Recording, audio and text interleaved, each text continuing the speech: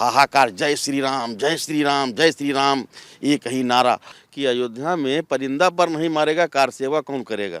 तमाम लाशें बताते थे ट्रक में भरी जाती थी, कुछ जिंदा कुछ मुर्दा। इनका माइक जब हम लोग ढांचे पर चढ़ने लगे तो काट दिया जाएगा। बाबरी मस्जिद का ढांचा गिराया ना गया होता तो आज शायद हम इस लम्हे के साक्षी ना होते, लेकिन ये तमाम चीजें की किसने? कुछ ऐसे चेहरे जो हमारे बीच नहीं हैं, लेकिन कई ऐसे चेहरे हैं जो हमारे बीच हमारे साथ इस समय मौजूद हैं। आप लोगों की भीड़ के साथ, चलिए आपका भाव राम के साथ जुड़ा, लेकिन आपके साथ कई ऐसी उन्मादी भीड़ भी थी जी। जिसको राम के भाव से मतलब नहीं था।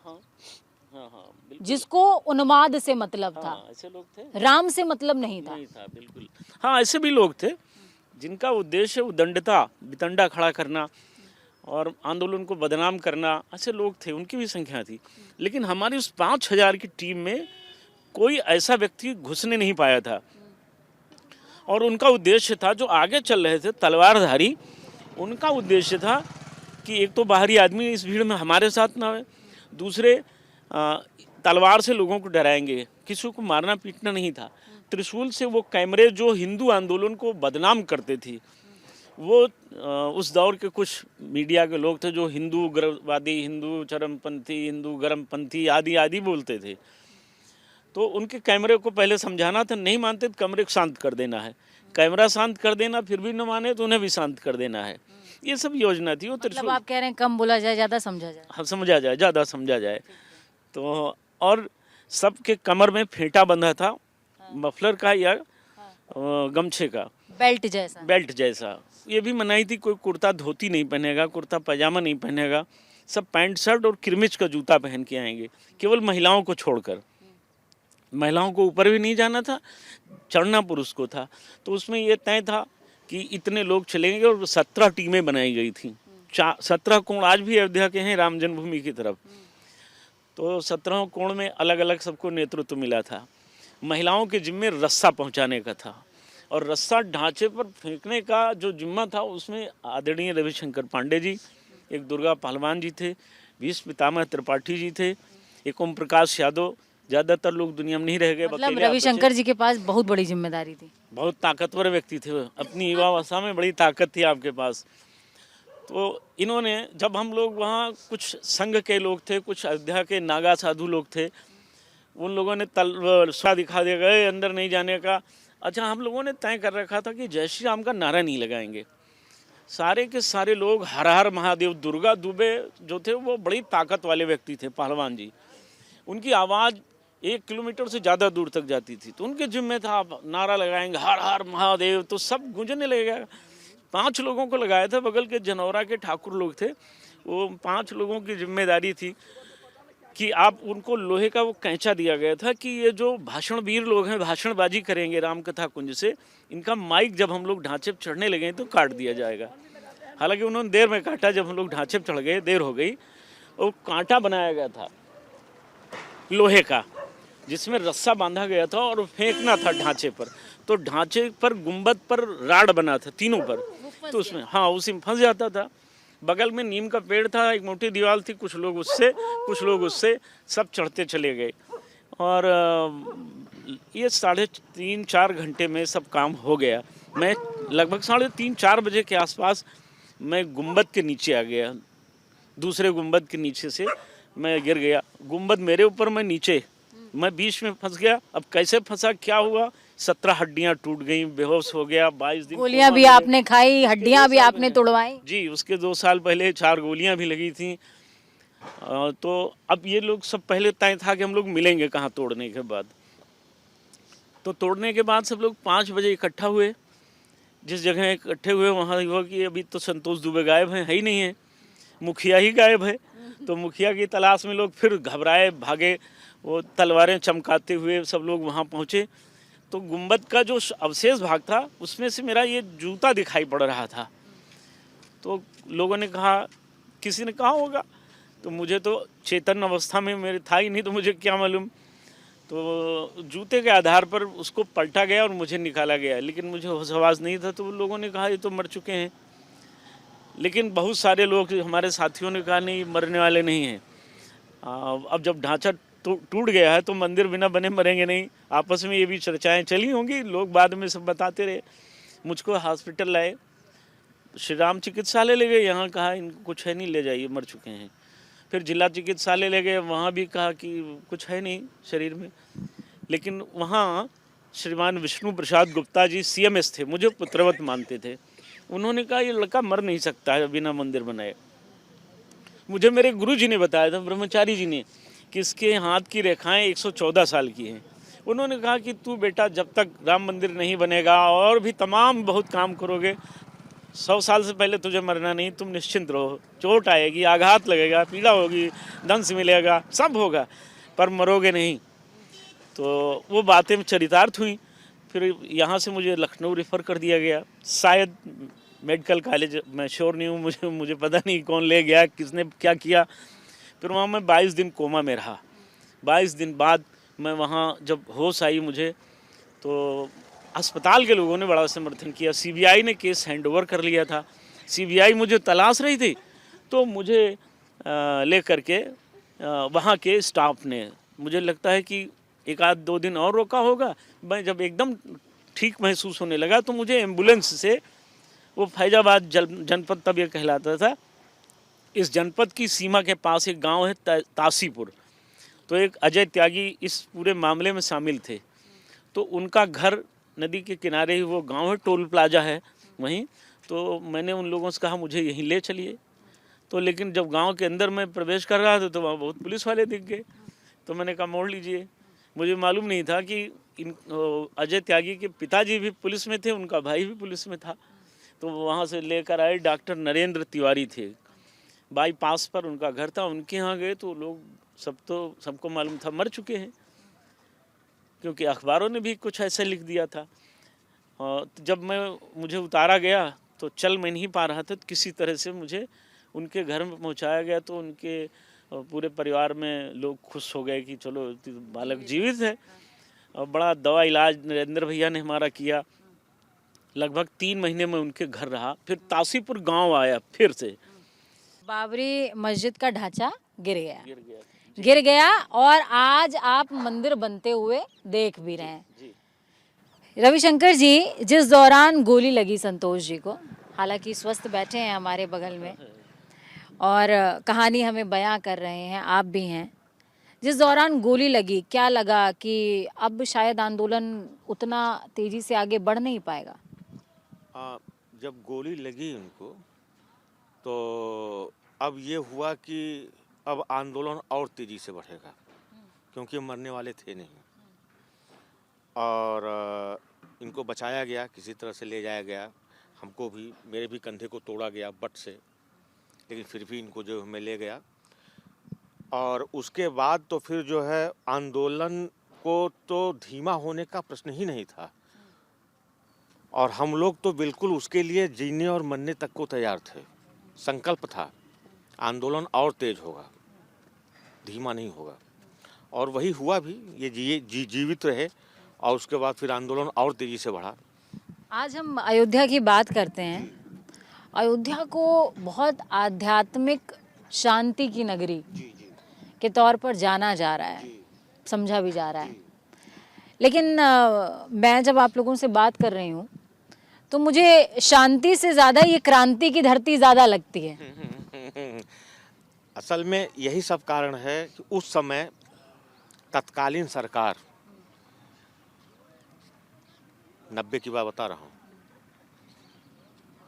हम लोगों को उग्रवादी, हम लोगों को आतंकवादी, हम लोगों को नक्सलाइट, ये सब तमाम चीज़ें घोषित कर चुकी थी। और कारण ये था कि हम लोग जुझारू थे, वास्तव में क्रांति। हम लोगों का जो भी आंदोलन हम लोगों ने किया उसको और लोगों ने हाईजैक कर लिया।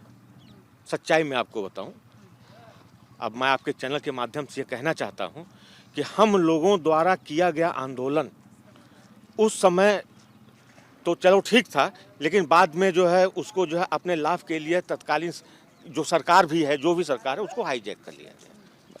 सारा श्रेय खुद लेकर के हम लोगों को उग्रवादी घोषित कर दिया गया। जी। आज भी जब आप सरयू के तट पर बैठते हैं या सरयू के जल को अपने हाथ में लेते हैं, उन खून की छींटों को, उस कष्ट को महसूस कर पाते होंगे? ये बड़ा पीड़ादायी प्रश्न है। हमने अपने भाइयों को खोया है, और वो भाई जो आज मंदिर निर्माण को देख नहीं पा रहे हैं। अब ये पीड़ा खड़ी है सामने कि जैसे भाई दुर्गा पहलवान जी नहीं रह गए, वो राजेंद्र धरिकार जो मुझे दौड़ के चाय पिलाता था, भैया चाय वाला, वो 17-18 साल का बच्चा मेरी ही आंखों के सामने गोली खाकर शहीद हो गया। उन दोनों भाइयों को हमने अपनी आंखों से मरते देखा है, जिनको गोलियों से भून दिया गया। फिर हम इतिहास का पन्ना खोलते हैं कि छत्राणियों ने अपने पुत्रों को बलिदान होने के लिए भेज दिया था। हमने अपनी आंखों से वो चीज़ें देखी कि हमारे आंख के सामने ही हमारे बहुत अच्छे अभिन्न मित्र भाई रमेश पांडे जी मेरी आंखों के सामने शहीद हो गए। भाई भीष्म पितामह त्रिपाठी जी गोली खाकर इस आंदोलन को आगे बढ़ाकर दुनिया से चले गए। इस आंदोलन के बहुत बड़े शक्तिशाली व्यक्ति दुर्गा पहलवान जी आज दुनिया में नहीं हैं, और हम सब जिनके शिष्य अपने को भतीजा हम मानते हैं, सलाका पुरुष परम आदरणीय श्रद्धेय परमहंस रामचंद्र दास जी, जिन्होंने हम सरयू नदी तैर करके उनके पास आए थे जब शिलादान का कार्यक्रम था, तो उन परमहंस जी ने हमको गले लगाकर, वो खूब रोए थे और भगवान से प्रार्थना किया था, जो विग्रह भगवान का दिगंबर अखाड़ा में है, कहा था कि प्रभु मैं रहूं ना रहूं, मेरे इस भतीजे के जीवन काल में राम मंदिर का निर्माण करवा दीजिएगा, क्योंकि ये फिर से अगर मरेगा तो फिर इसको जन्म लेना पड़ेगा। इसलिए प्रभु इस पर कृपा कर दीजिएगा। मेरा तो जैसे तैसे बीत गया, मैं तो अब 96 वर्ष का हो गया हूँ, लेकिन इस मेरे भतीजे को राम मंदिर देखने की बड़ी चाह है। अगर ये नहीं देख पाया तो इसकी आत्मा ही भटकती रहेगी। बहुत रोए परमन जी, बहुत रोए। मैंने पहली बार उन्हें रोता देखा था, बहुत रोए थे। तो आज वो बहुत सारी स्मृतियां हैं जिन्हें याद करना बड़ा कठिन कार्य है। और मैं क्या कहूँ, भाई ओम प्रकाश शुक्ला जी नहीं रह गए, ओम प्रकाश यादव जी नहीं रह गए, ये हमारे वो साथी इस आंदोलन की, वो बहन सावित्री, बहुत से पन्ने नहीं हैं। वो सावित्री पाठक जिसने कहा था कि जिस चिता पे संतोष दुबे जलेंगे, बगल की चिता उसकी बहन सावित्री पाठक की होगी। राम के लिए हम भी गोलियां खाकर मरेंगे। सब चले गए इस दुनिया से। अब ठीक है, जो हो रहा है तो राम जी की इच्छा है। हमारे लिए तो अति प्रसन्नता का विषय है, लेकिन उन कारशोकों को भुला दिया सरकार ने। ये बात ठीक है कि काम अति उत्तम हो रहा है। हम लोगों की अपेक्षा थी कि ये राम जी का मंदिर इतना दिव्यतम, इतना भव्यतम बने कि 84 कोसी परिक्रमा में हम कहीं खड़े हो जाएं तो इनकी दिव्य शिखाओं का दर्शन हमें हो सके। दुखद है कि ये सब नहीं हो पा रहा है। लड़ाई लड़नी पड़ी, इसके लिए हमें हस्ताक्षर अभियान चलाना पड़ा। तब दबाव में आकर के इस भ्रष्ट ट्रस्ट ने 161 फीट किया, नहीं तो 128 फीट था। एक गुम्बद से 3 किया, 1 एकड़ से 5 किया, एक मंजिल से 2 मंजिल, एक मंजिल से ये 3 मंजिल कर दिया गया। तो इसके लिए भी लड़ना पड़ा, इसके लिए भी लड़ना पड़ा, आंदोलन करना पड़ा। दुखद ये है कि बहुत से वीरों को भुला दिया गया। पर ठीक है, रामलला टाट में थे, आज रामलला भव्यतम मंदिर में विराजमान होंगे। हम लोग इनके न्योते पर भी नहीं जाएंगे, क्योंकि अब इनका न्योता ओवैसी को जाएगा, सोनिया गांधी को जाएगा, सीताराम येचुरी, बिंदा कराज जो राम को गालियां देते हैं उनके पास जाएगा। हमारे पास तो आएंगे नहीं, आएंगे तो मैं वापस भी कर दूंगा। हम उन सभी कारसेवकों का आह्वान करेंगे और 30 जनवरी को इस आंदोलन के सलाका पुरुष श्रद्धेय परमहंस रामचंद्र दास जी की उनके चित्र के साथ नंगे पांव अपने घर से, जो हमारा संकल्प भी था, सबके साथ दर्शन करने आएंगे और भगवान से आज्ञा मांगे, उनको मुंह दिखाने आएंगे। हमने तो संकल्प लिया था ना, हम अभी भी टूटे घर में रहते हैं। प्रभु से कहा था कि जब आपका घर बन जाएगा तभी हम अपना घर बनाएंगे। तो 30 जनवरी को वो दिन भी आ जाएगा, तो अपना भी घर बनेगा। बने, अब तो कोई बड़ा विषय नहीं, अब तो राम जी का मंदिर घर बन गया, तो हमारा मानो बन ही गया है। अब भगवान इसके लिए आगे क्या आदेश देते हैं, मैं उन्हीं से आदेश मांगूंगा। मुंह दिखाने जाऊंगा तो उनसे हम लोग पूछेंगे कि आगे कुछ और आदेश है कि बस यहीं पूर्ण विराम करें और आगे का दूसरा कोई काम करें। तो अब क्या कहें, बड़ा, लेकिन साथी हमारे नहीं रह गए। अब दर्द भरा लम्हा भी हमारे लिए है, पर उत्साह ये है कि प्रभु हमारे विराजमान होंगे। और युद्ध में तो सेनाएं मरती हैं, सेनापति मारे जाते हैं, घायल होते हैं। कोई दुख भी हमें नहीं करना चाहिए, सुखपूर्वक इस सत्य को स्वीकार कर लेना चाहिए। जो गए उनकी आत्मा को ईश्वर जहाँ भी हों शांति दें और फिर से अयोध्या में वो जन्म ले, मैं तो यही कहूँगा। और अपनी आँखों से ये दृश्य, ये वैकुंठ लोक जैसा दृश्य देखें। अब ये अयोध्या तो वो नहीं रह गई जहाँ हम अपने खून से सरयू को लाल करते थे। अब इस अयोध्या में कम से कम कुछ तो ये अलग है कि पहले मुख्यमंत्री से डर लगता था गोली चलवा देगा, अब मुख्यमंत्री कम से कम रामलला के दर्शन करने आता है। कम से कम इस देश का प्रधानमंत्री जैसा भी है, जो भी है, वो रामलला के सामने दंडवत तो हो जाता है। पहले के प्रधानमंत्री क्या करते थे उसे भी हमने देखा। यहीं अटल जी आए थे, कसम खा के गए थे दिल्ली जाकर। उन्होंने कहा पत्रकारों ने तोड़ मरोड़ कर दिखा दिया, मैंने ऐसा कुछ नहीं कहा। लेकिन मैं भाई नरेंद्र मोदी को तो धन्यवाद दूंगा कि 370 भी समाप्त कर दिया और राम मंदिर का रोड़ा भी साफ किया। ठीक है, कोर्ट ने किया, ठीक है, लेकिन काम उनका भी माना जाएगा और वो तन्मयता से इस कार्य में दिखते हैं। जब उस पार जाना होता था संदेश के लिए, नावें पलट दी गई थी, पुलिस हमें तलाश रही थी, घरों की कुर्की हुई, NSA लगाया गया, बेवजह के सैकड़ों मुकदमे मेरे ऊपर लादे गए। आखिर मैंने किसका क्या बिगाड़ा था? काम तो मैंने राम का किया। दुख है इस बात का कि जो राम के नाम पर चिढ़ते थे, जो राम को गालियां देते थे, उन तक को न्योता दिया जा रहा है। बंदर देखिए कितनी सरलता से आकर के आपके पास बैठे, अभी भी पहचान रहे हैं आप। बंदरों से हमारी पुरानी दोस्ती है।